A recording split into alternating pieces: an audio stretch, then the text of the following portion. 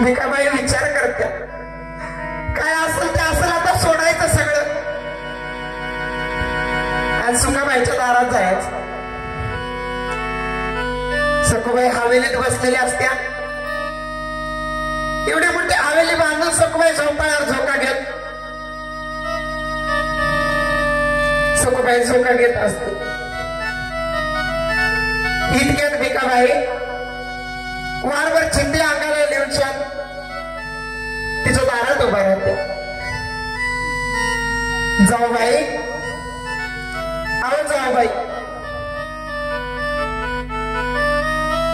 माझ्या घरात 18-20 दारिद्र्य तुम्ही बघताय. माझ्या घरात धान्याचा दाना नाही, गाठीला 4 पैका नाहीत. अशात माझ्या स्वप्नात रेणुका आल्या आणि मला डोंगराला ये म्हणत्या. दुष्काळात 13वा महिना येवावा तसं माझं झालंय. डोंगराला जावं, पैका अडका नाही, परडी भरावी, घरात धान्याचा कण नाही. काय करावं रेणुका?